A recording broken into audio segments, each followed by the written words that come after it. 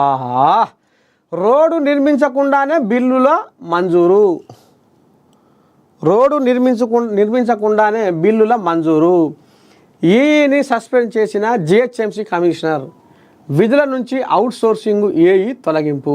ఏమన్నా లజ్జసిగ్గు ఉందా వీళ్ళకు?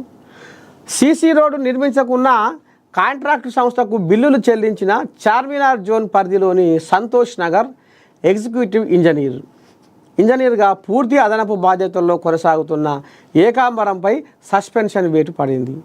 వీరికి ఇంత సోయి లేకుండా వీడు పని జరగకుండా ఎట్లా వీడు బిల్లు పాస్ చేస్తాడు? అరే ఇంక తలకాయల పెండ ఉందా లేకపోతే ఏముంది? ఇప్పుడు ఆడ పని జరుగుతుందా జరుగుతలేదా చుట్టుపక్కల చూడరా? ఈయన పైన ఉన్న అధికారులు ఎంక్వైరీ చేసుకోరా? అక్కడ ఉన్న స్థానిక రిపోర్టర్లు ఏం జరిగింది ఏంది ఏం కథ అని ఆరా తీసుకోరా? ఈయనకి ఎట్లా అంటే ఎందుకు మరి పని కాకపోయినా ఈ పైకి అందించిండు, బిల్లులు పాస్ చేయించిండు అంటే ఈ కోళ్ళకు ఈ కుచ్చనాలు కట్నాలు ముట్టినాయి. నీకింత నాకింత, నేను బిల్లు పాస్ చేపిస్తే నువ్వు నాకేమిస్తావు? అగో అసొంటి దండగా ఉన్నట్టు వీడు. అందుకనే ఆడ పని కాముందుకే వీడు పని కానిచ్చిండు. ఆడ పని కాముందుకే పైకాన్ని అందించిండు, బిల్లు పాస్ చేయించిండు. లజ్జ సిగ్గిలేదేమన్నా? ఐఎస్ సదర్న్ డివిజన్లో రోడ్డు నిర్మించకుండా బిల్లులు చెల్లించారన్న ఫిర్యాదుపై విజిలెన్స్ విచారణ జరిపించిన కమిషనర్ ఆర్వి కర్ణన్ గురువారం ఈఈపై చర్యలు తీసుకుంటూ ఉత్తర్వులు జారీ చేశారు. ఈ కార్యాలయంలో అవుట్సోర్సింగ్ పద్ధతిలో అసిస్టెంట్ ఇంజనీర్గా పనిచేస్తున్న ఎస్ఎంఆర్ అన్సారీని విధుల నుంచి తొలగించాలని పాలనా విభాగం అదనపు కమిషనర్ను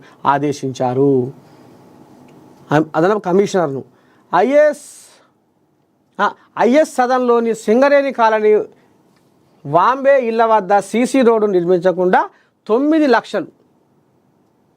ఐఎస్ సదన్లోని సింగరేణి కాలనీ వాంబే ఇళ్ల వద్ద సీసీ రోడ్డు నిర్మించకుండా 9 లక్షలు చెల్లించారని డివిజన్ కార్పొరేటర్ శ్వేత గత నెల 21న కమిషనర్కు ఫిర్యాదు చేశారు. దీనిపై కర్ణన్ విజిలెన్స్ విచారణకు ఆదేశించారు. విజిలెన్స్ అధికారుల విచారణలో ఈ నిర్లక్ష్యంగా వ్యవహరించారని, సీసీ రోడ్డు నిర్మించకున్న పనులు చేసినట్టు బోగస్ బిల్లులు పెట్టినా ఆమోదించారని తేలింది. కమిషనర్కు కార్పొరేటర్ ఫిర్యాదు చేసిన విషయం తెలిసిన కాంట్రాక్టు ఏజెన్సీ స్థానిక ఇంజనీరింగ్ అధికారులు అదే రోజు రాత్రి ప్రాంతంలో రోడ్డు నిర్మాణ పనులు చేపట్టేందుకు ప్రయత్నించగా స్థానికులు అడ్డుకున్నట్లు గుర్తించారు. ఈ నేపథ్యంలోనే ఈఈ ఏకాంబరంను సస్పెండ్ చేసిన కమిషనర్ ఉన్నతాధికారుల అనుమతి లేకుండా నగరం విడిచి వెళ్ళవద్దని ఆదేశాలు స్పష్టం చేశారు. రోడ్డు నిర్మించకుండానే బిల్లులు సమర్పించిన కాంట్రాక్టు సంస్థను ఇప్పటికే బ్లాక్ లిస్ట్లో పెట్టవలసిందే. ఇక వారికి రేపు పుట్టగతులు లేకుండా చేయాలి. గిసవంటి దగులుబాజీ వేషాలు వేస్తే మరి ఇక గట్టినే చేయాలి. ఏం మనసులు అట్లా కదా.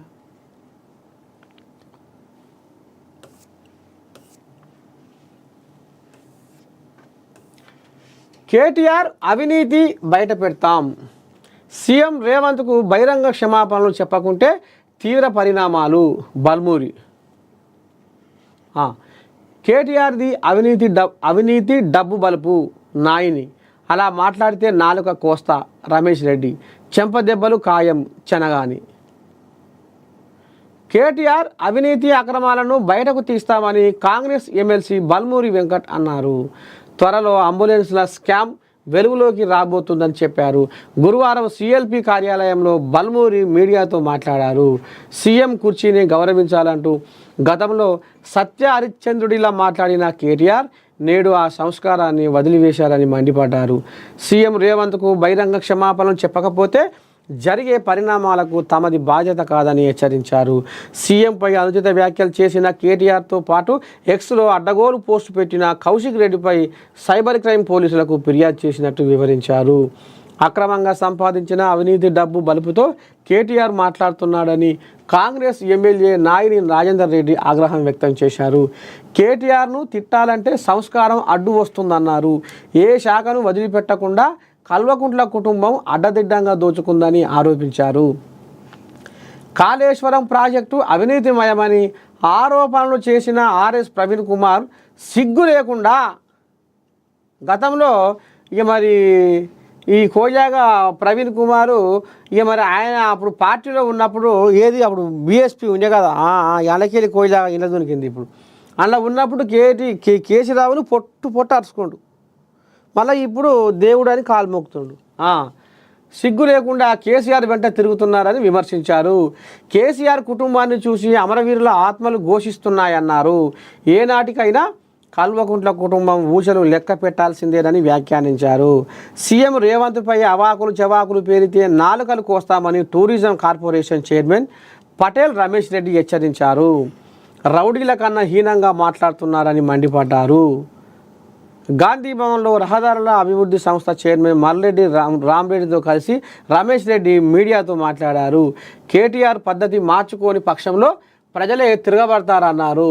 మల్రెడ్డి రంగారెడ్డి మాట్లాడుతూ స్థానిక సంస్థల ఎన్నికల్లో గెలుస్తామని బీఆర్ఎస్ దింపుడు గల్లం ఆశలు పెట్టుకుందని, ఆ ఎన్నికల్లోనూ ప్రజలు గులాబీ పార్టీకి తగిన బుద్ధి చెప్పడం ఖాయమన్నారు. నోరు అదుపులో పెట్టుకోకపోతే కేటీఆర్ తగిన మూల్యం చెల్లించుకోక తప్పదని మత్స్య సహకార సంఘాల సమైక్య చైర్మన్ మెట్టు సాయి కుమార్ హెచ్చరించారు. ఇంకా ఈ రకంగా ఎవరి బట్టకు వాళ్ళు మొత్తానికి కేటీఆర్ ఈ మధ్యకాలంలో సీఎం రేవంత్ రెడ్డిని యాడికి పడితే ఆడికి మాట్లాడుతుండు. చిల్లర సీఎం అని అదని ఇదని ఇక అడగోలు ఇక కూతురు కూస్తుండు. కాబట్టి ఇక కోళ్ళాగాలు అన్నీ ఇప్పుడు శరానికి వచ్చినాయి. ఇటు రమేష్ రెడ్డి, అటు నాయిని, ఇటు బల్మూరి, ఇటు చనగాని ఈ రకంగా ఇక మరి ముఖ్యమంత్రి సీటు కన్నా నువ్వు గౌరవం ఇవ్వాలి. నీ నోటికి వచ్చిన మాట మాట్లాడితే మాత్రం బాగుండదు. ఎక్కడిది నీకు ఈ బలుపు, ఈ అహంకారం, డబ్బు బలుపా, ఎందుకు ఈ పొగరు అన్నట్టుగా మరి కోళ్ళాగలు లెంకలు కొడుతున్నాయి. చూడాలి రేపు మరి ఇలా పంచాది ఎట్లట మలుతుంది, ఎటు ఒరుగుతుంది, ఏమవుతుంది అనేది ముందు చూద్దాం.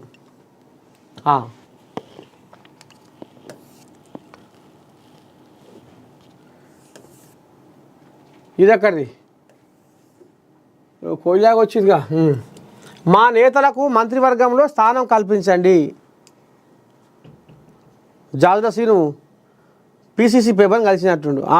నామినేటెడ్ పార్టీ పదవుల్లో అవకాశం ఇవ్వండి. మహేష్ గౌడ్ను కోరిన వివిధ కుల సంఘాలు తమ వర్గం నేతలకు క్యాబినెట్లో స్థానం కల్పించడంతో పాటు నామినేటెడ్ పార్టీ కీలక పదవుల్లో అవకాశం కల్పించాలంటూ వివిధ సంఘాల నేతలు టీపీసీసీ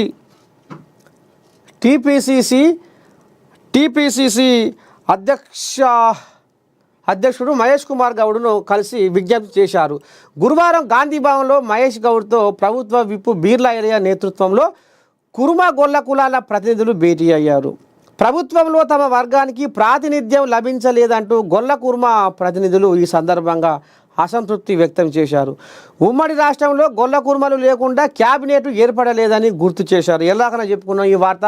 ఇక మరి బీర్లైలే మొత్తానికి గొల్ల కుర్మలకు అన్యాయం జరుగుతుంది అనేది సెగదరిగి గాంధీ భవన్లో అడుగుపెట్టి మరి ఇటు పీసీసీ పేపర్ను అటు రేవంత్ రెడ్డిని కలుస్తున్నాడు.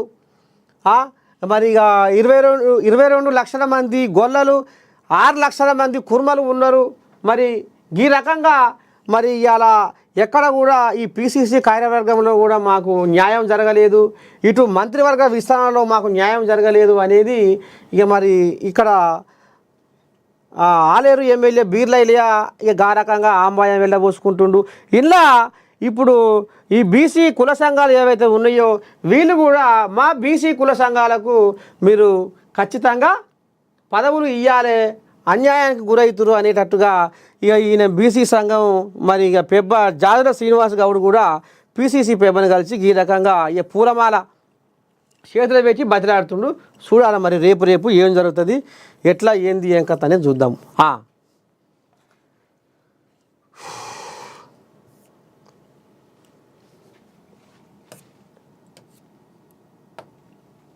ఇంకేముంది జ్యోతి పేపర్ ఇది. సాక్షిలో ఏం రాసుకొచ్చినా ఒక్కసారి చూద్దాం.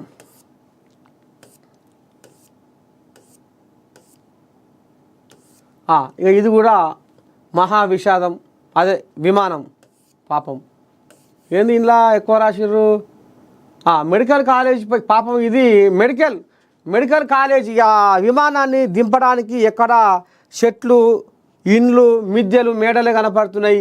ఏదన్నా భూమి మీద దించుదామన్నా కానీ పాపం అట్లాంటి పరిస్థితి రాకముందుకే విమానం కుప్పకూలిపోయింది, మంటలు లేచింది. ఈ మెడికల్ కాలేజీ మీద ఆ విమానం పడేసరికి పాపం అందులో ఉన్నోళ్ళు కూడా బువ్వ తిందామని జర్రంతా కుదుట పడుతున్నాగానే కథం ఏడగన వచ్చి అని మొత్తం అడళ్ళు అని బాంబు వెలిచినట్టుగా టాప్న సప్పుడు వచ్చి ఈ విమానం 16 పచ్చలు అయిపోయిందిలా. ఇగో 225 మంది దుర్మరణం. వీళ్ళు సాక్ష్యాలు రాసిరు, సాక్ష్య కలిపిరా 265 మంది అట. అహ్మదాబాద్లో ఘోరం. విమానంలో 42 మందిలో బతికింది ఒకరే. మృతుల్లో గుజరాత్ మాజీ సీఎం రూపానీ సహా 180 మంది భారతీయులే. 53 మంది బ్రిటన్ వాసులు, 7